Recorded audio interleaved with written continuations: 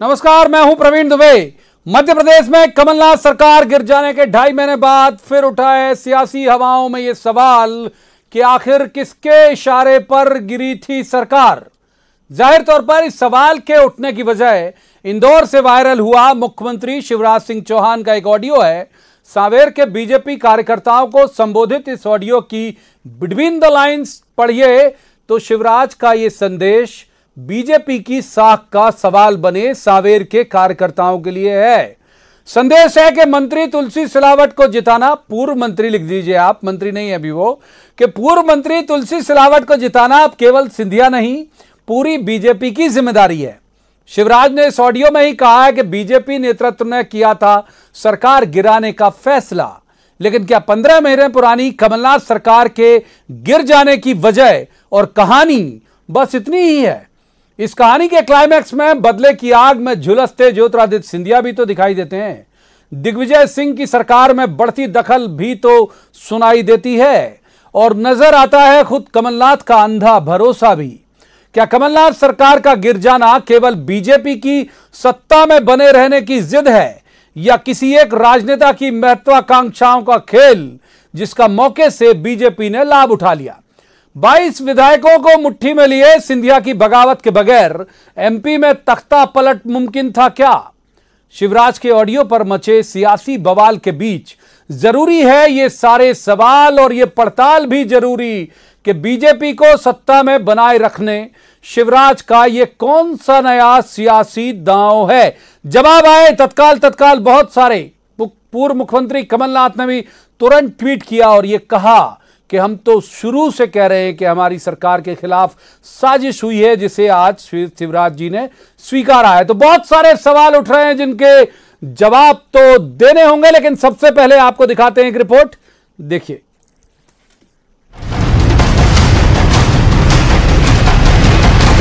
केंद्रीय नेतृत्व ने तय किया कि सरकार गिरनी चाहिए, ये बर्बाद कर देगी, तबाह कर देगी। और आप बताओ, ज्योतिरादित्य सिंधिया जी और तुलसी भाई के बिना सरकार गिर सकती थी क्या? लेकिन आज ज्योतिरादित्य जी का और तुलसी भाई का मैं इसलिए स्वागत करता हूं कि भारतीय जनता पार्टी की सरकार बनाने के लिए मंत्री पद छोड़ के। शिवराज ने क्या कहा वो इस ऑडियो में सुनाई दे रहा है। जो समझा जाना है वो ये कि शिवराज ने ऐसा क्यों कहा। सांवेर विधानसभा सीट पर मालवा के तमाम दिग्गजों की फौज की तैनाती के बावजूद खुद शिवराज सिलावट का संबल बने मैदान में उतरे हैं। पहला सबक कार्यकर्ताओं को कि बीजेपी के इस नए उम्मीदवार को वो मिलावट की नजर से ना देखें कि सांवेर की जीत अब सिंधिया नहीं, शिवराज और बीजेपी संगठन की भी साख का सवाल है। तो ईमानदारी से बताओ, तुलसी अगर विधायक नहीं बने तो मुख्यमंत्री रहेंगे क्या? अरे जोर से बताओ, रहेंगे क्या? भाजपा की सरकार बचेगी क्या? और इसलिए हमारी ड्यूटी है, कोई ये ना माने कि इधर से आ गए उधर से आ गए, सामने लड़े थे राजेश, क्या करें, लड़े दूर रखो, बता उपचुनाव के ठीक पहले शिवराज के इस ऑडियो में जो सबसे अहम इबारत थी, कांग्रेस ने उसी हिस्से को अंडरलाइन किया। कमलनाथ ने ट्वीट कर कहा, सत्ता पलट प्रलोभन का खेल था। कांग्रेस दावा कर रही है कि वो विधायकों की खरीद के पुख्ता सबूत भी पेश करेगी आगे। एक मुख्यमंत्री ने ये स्वीकार किया कि देश की सरकार ने कहा कि आपकी सरकार गिराना है। ये विधि विशेषज्ञों से बात करके सुप्रीम कोर्ट भी कांग्रेस पार्टी इसमें जा सकती है या व्यक्तिगत भी कोई व्यक्ति इसमें जा सकता है कि देश की सरकार ने प्रदेश की सरकार गिराई, ये मुख्यमंत्री ने स्वीकार किया। हालांकि ऊपर से लेकर नीचे तक बीजेपी के तमाम नेता पिछले 2.5 महीने से एक सुरताल में यही कहते आए हैं कि अपने ही वजन से गिरी है कमलनाथ सरकार। शिवराज के बयान का संदर्भ भी ये कि सिंधिया समेत उनके समर्थकों को पार्टी में खुले दिल से अपनाया जाए। ये बीजेपी के लिए इस समय जरूरी भी है और पार्टी की मजबूरी भी। संभल कर बोलने वाले शिवराज का क्या ये जांचा परखा सियासी दांव था या चूक हो गई कहीं? जवाब तो देना होगा। Bureau report, news 18 Madhya Pradesh Chhattisgarh.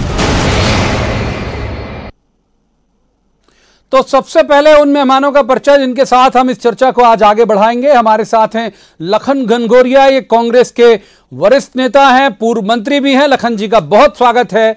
दूसरे मेहमान हैं राकेश शर्मा, ये प्रवक्ता हैं बीजेपी के। राकेश जी का भी स्वागत है। और चूंकि मसला इंदौर का है, लिहाजा इंदौर से हमारे साथ वरिष्ठ पत्रकार आशीष व्यास, बहुत अच्छे राजनीतिक विश्लेषक हैं, आशीष जी का भी स्वागत है। शुरुआत कर लेते हैं लखन जी से। लखन जी, ये जो ऑडियो आया ये कुछ राहत दे गया होगा, क्योंकि अभी तक तो बीजेपी कबूल नहीं रही थी कि आपकी सरकार को उसने गिराया। वो तो कह रहे थे कि आपके अंतरकलह के वजन से गिर गई थी ये सरकार।